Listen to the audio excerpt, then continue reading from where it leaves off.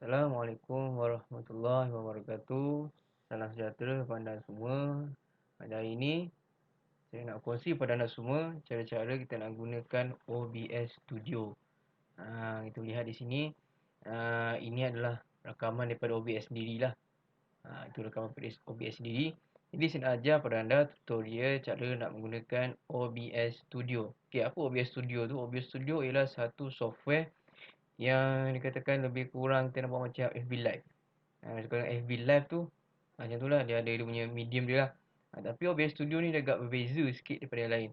Biasa yang hampir sama dengan um, OBS ni, seperti apa macam uh, Google Video ke ataupun Zoom ke. Tapi nampak jauh beza lah sebenarnya, tak nampak jauh beza sikit lah. Tapi walaupun dia boleh audio dengan visual, tapi OBS Studio ni dia boleh kita punya macam ni lah, kita boleh sekadar bukan sekadar tapi macam-macam lah, boleh buat rakaman daripada diri kita, apa tu, visual capture daripada diri kita ataupun visual daripada laptop kita. Nampak tak dia kelainan tu beza dengan Zoom ke, Google ke, WhatsApp, VC ke, macam-macam. Okay, jadi saya nak tunjuk kepada anda cara-cara kita nak gunakan OBS Studio. Okay, OBS Studio. Okay, yang pertama kita pergi ke Google Chrome lah. Yang penting dah buka kita punya internet. Kita buka internet kita. Kita Google Chrome. Kemudian kita pergi ke bahagian URL. Kita pergi ke https titik dua bertindih. Lepas tu ada slash bagi tanda soal pula slash. Lepas tu obsproject.com. Okay, obsproject.com. Okay, obsproject.com. Kemudian kita enter. Okay, kita enter masuk. Okay, nampak? Ini adalah laman web OBS Studio. Jadi kita tengok di sini. Sponsor di Twitch, Facebook. Lain macam. Okay, ni cara-cara nak gunakan OBS Studio lah. Cara-cara nak guna. Tapi dia sekadar bagi gambar je lah. Dia tak bagi video ke apa ke. Jadi kalau ada video, biasa kalau kat YouTube memang berlambak orang buat cara nak gunakan OBS. Memang berlambak. Okay, jadi kita tengok bahagian atas sekali. Kita pergi nampak OBS Studio kan. Jadi ada 3 setting. Yang pertama setting Windows, setting Mac, setting Linux. Apa maksud setting ni? Iaitu setting kita punya laptop kita apa. Sama ada kita pakai Windows, pakai Mac ataupun pakai Linux. Macam saya pakai Windows. Okay, kita pergi ke bahagian Windows. Okay, bahagian Windows, nampak dia dah download. Dia dah download. Nampak di bahagian sini dia dah download. Okay. Kelebihan OBS ni, dia salah satu daripada software percuma, free. Memang free lah, percuma.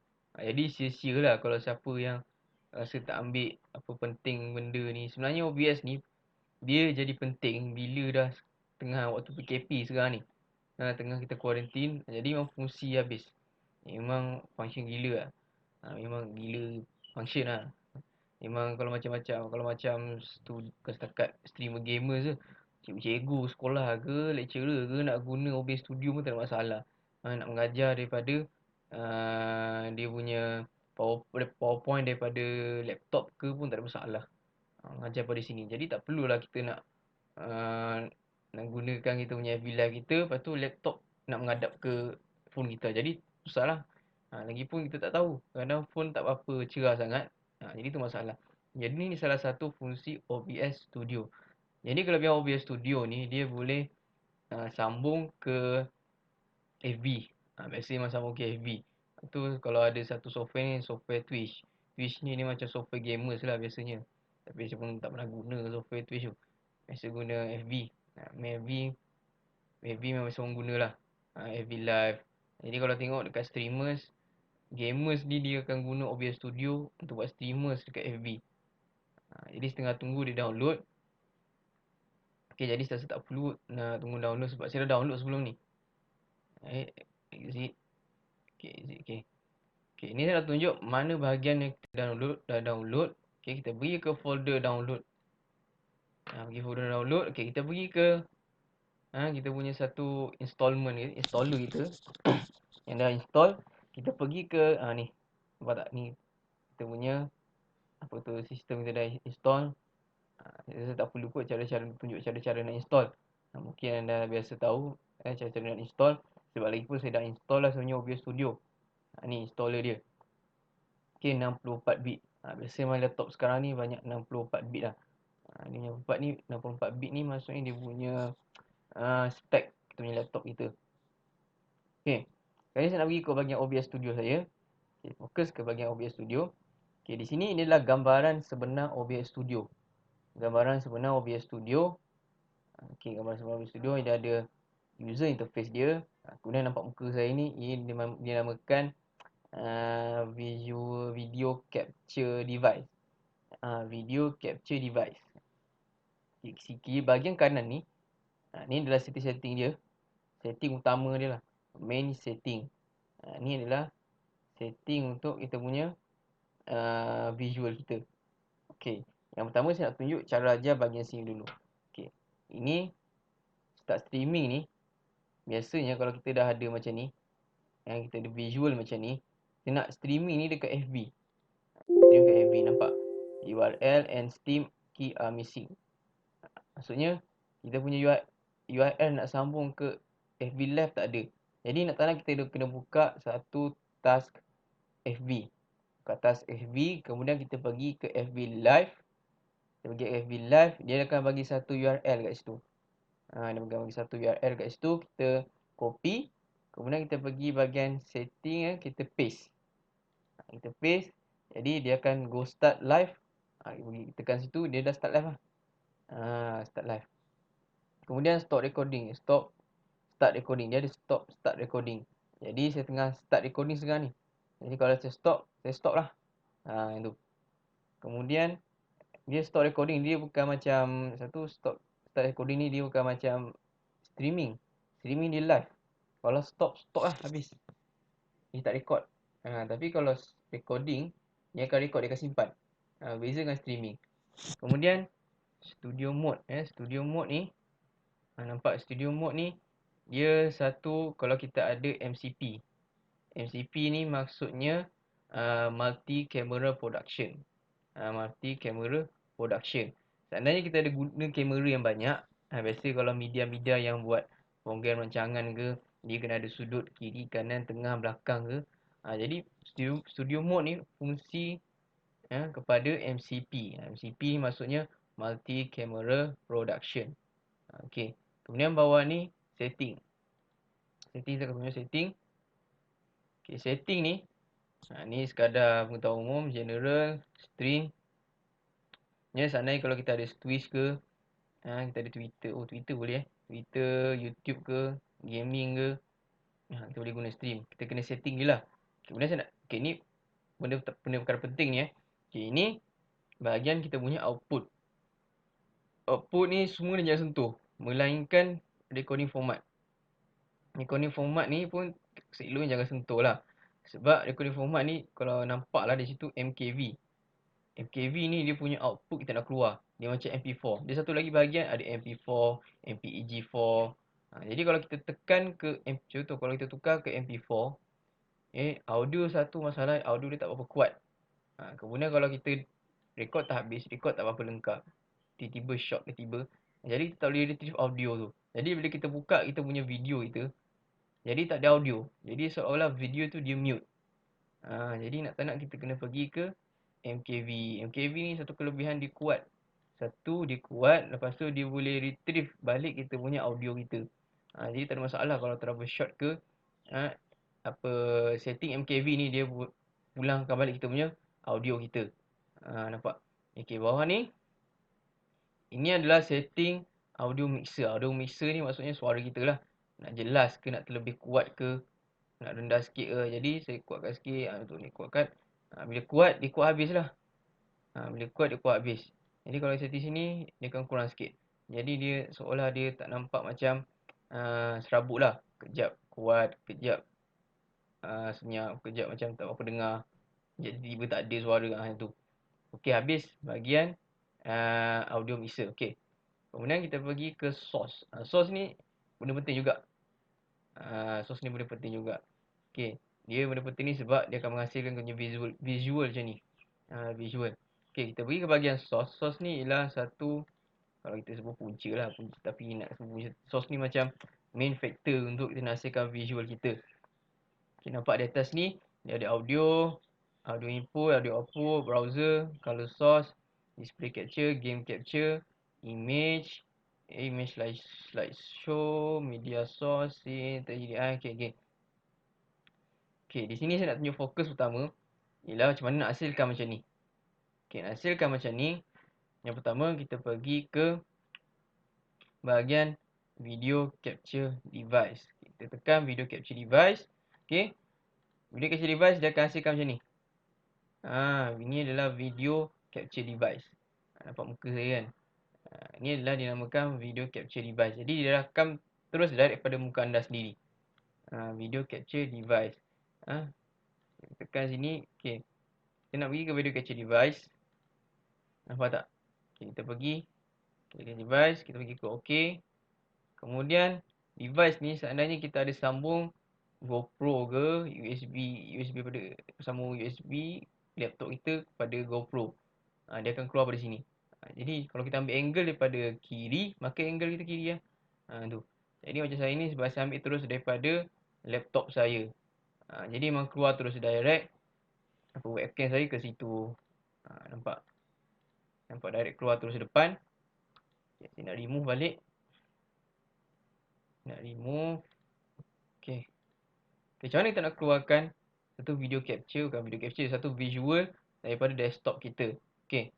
Kita pergi ke display capture. Display capture. Dia akan terus keluar direct daripada laptop kita. Laptop kita nampak ni display. Yang saya besar kecilkan ni ialah display capture. Jangan lebih lah. Bila lebih dia dah limit. Dia tak boleh masuk.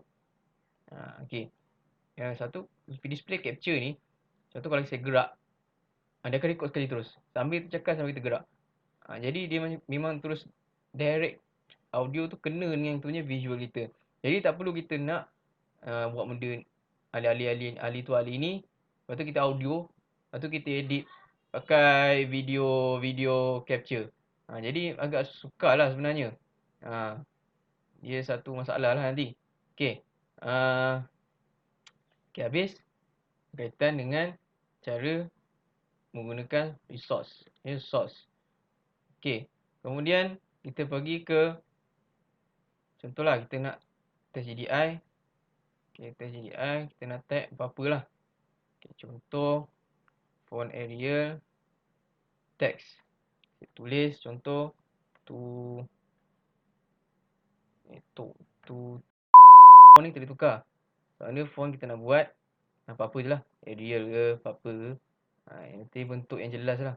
Yang mudah difahami. Okay. Kita pergi ke bahagian text ya. Text. Contoh saya tulis tutorial cara menggunakan OBS Studio. Okay, cara menggunakan OBS Studio. Okay, tutorial cara menggunakan OBS Studio. Okay, kita edit lah sikit Edit sikit. Kemudian kita tepek kat bahagian atas ke bawah ke pun tak ada masalah. Saya nak letak dekat bahagian atas lah. Bahagian atas. Kita. Ni nampak. Okay. Kalau saya keluar, dia akan keluar di bahagian atas ni. Itu adalah fungsi text. Text ni kita boleh edit. Boleh edit. Text transform. Dia boleh vertical. Dia vertical ataupun boleh bentuk menegak ke, boleh bentuk lurus ke. Tak ada masalah.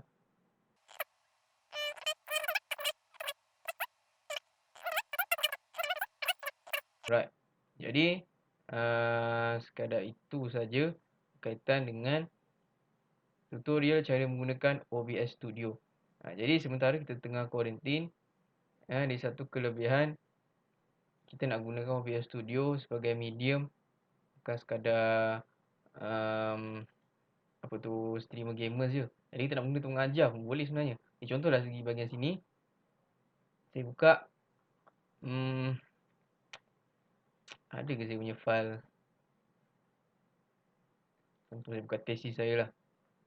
Tesis saya. Tesis.